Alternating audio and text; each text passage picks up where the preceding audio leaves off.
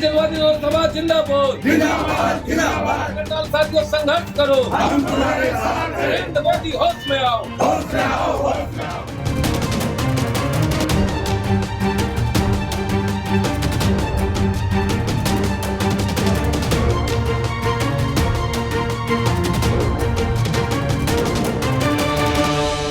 पलवल में 3 कृषि कानूनों के विरोध में किसानों का लगातार धरना प्रदर्शन जारी है।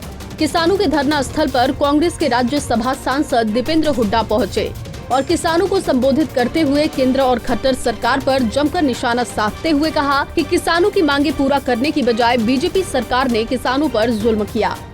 साथ ही उन्होंने कहा कि इन कानूनों को रद्द करवाने के लिए 26 जनवरी को गणतंत्र दिवस पर किसानों के दिल्ली कूच को सफल बनाना हमारी सामूहिक जिम्मेदारी है। उम्मीद है कि किसान अनुशासन के साथ दिल्ली में शांतिपूर्वक तरीके से प्रदर्शन करेंगे।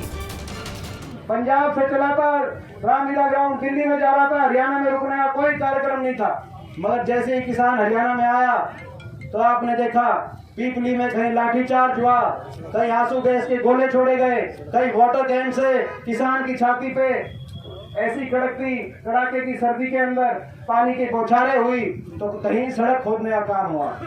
ऐसी गैर जिम्मेदाराना सरकार। और अभी मैं करनाल गया था परसों, करनाल में मुख्यमंत्री जी ने प्रोग्राम रख लिया, 3 बिलों के पक्ष में प्रोग्राम रख दिया। जब बातचीत हो रही है, जब केंद्र सरकार बातचीत कर रही है या तो केंद्र सरकार जवाब दे दे तो आप 3 बिलों के फायदे गिनवाओ।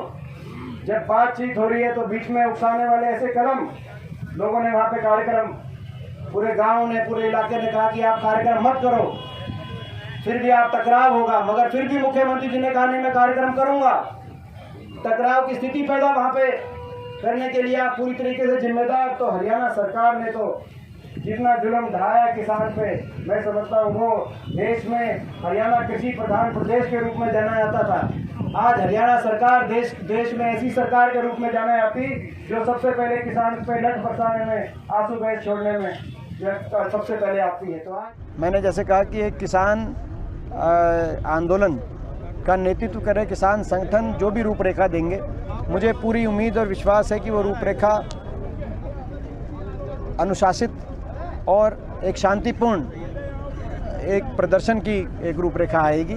और उस तरीके के अनुशासित और शांति प्रदर्शन में हमारा पूरा साथ और सहयोग है। मैंने अपने किसान भाइयों से आज यहाँ पे एक किसान का बेटे होने के नाते एक अपील भी करी कि आज तक ये आंदोलन कामयाब इसीलिए हुआ है कि ये अनुशासित है, शांतिपूर्ण है और गैर राजनीतिक है। हमें ये बातें समझनी चाहिए, इन 3 सिद्धांतों पे आंदोलन को रखना चाहिए। 26 जनवरी को भी हम अपनी पूरा साथ दें, पूरा सहयोग करें, लेकिन उसके साथ इस बात का ध्यान रखें कि अनुशासित और शांतिपूर्ण जो प्रदर्शन के दायरे में हमें जो है अपना 26 जनवरी को अपना साथ और सहयोग देना है। दीपेंद्र ने मीडिया से रूबरू होते हुए ये भी कहा कि वो भगवान से प्रार्थना करते हैं कि सरकार को सद्बुद्धि दे, ताकि सरकार अपनी जिद को छोड़कर किसानों की बातों को माने। ये विषय राजहट का नहीं बल्कि पूरे देश के किसानों का मुद्दा है और कोई शासक अपनी प्रजा की बात मानने से छोटा नहीं होता। आज बड़े ही दुख की बात है कि 75 के करीब किसानों की धरना स्थलों पर मौत हो चुकी है, लेकिन सरकार ने अपना अड़ियल रवैया अपनाया हुआ है। भगवान से हम यही प्रार्थना करते हैं, हमने सबने मिलकर यही प्रार्थना करी इस धरने पे कि सरकार को सद्बुद्धि दे, सरकार किसानों की बातों को माने, अपनी प्रजा की बात माने, अब जिद छोड़े। ये राजहट का विषय नहीं होना चाहिए, ये जिद का विषय नहीं होना चाहिए, किसी के अहम का या अहंकार का विषय नहीं होना चाहिए। सरकार अपनी प्रजा की बात माने। आखिर क्या दिक्कत है अपनी प्रजा की बात मानने से? कोई शासक अपनी प्रजा की बात मानने से छोटा नहीं होता। जब सारा देश के सारे किसान संगठन एकजुटता से एक मांग रख रहे हैं सरकार के सामने, तो सरकार क्यों नहीं वो उन बातों को स्वीकार कर सकती? तो बड़े दुख की बात है कि सरकार ने अभी तक इतना अड़ियल रवैया अपनाया है। ये भी सरकार समझे कि देश का किसान किस भावना से इससे जुड़ा हुआ इस आंदोलन से। धर्म, जाति, क्षेत्र, भाषा, प्रदेश, सारे बंधनों को तोड़ता हुआ देश का किसान एकजुटता से अपनी मांग रख रहा है, इस आंदोलन से जुड़ा है। ऐसी स्थिति में सरकार गंभीरता को, स्थिति की गंभीरता को समझे और इस बात को माने, तुरंत स्वीकार करे।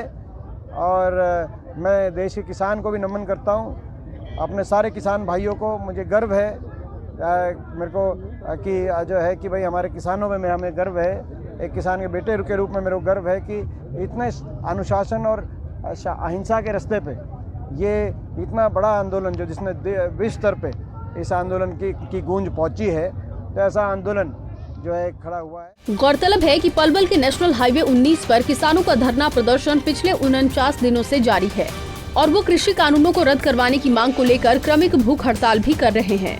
बीते दिन राज्यसभा सांसद दीपेंद्र हुड्डा किसानों के बीच पहुंचे थे और जहां उन्होंने किसानों को संबोधित करते हुए मोदी सरकार पर जमकर निशाना साधा, तो वही कहा कि बीजेपी सरकार किसानों को बर्बाद करने पर तुली हुई है। पलवल से दिनेश कुमार, पंजाब केसरी टीवी।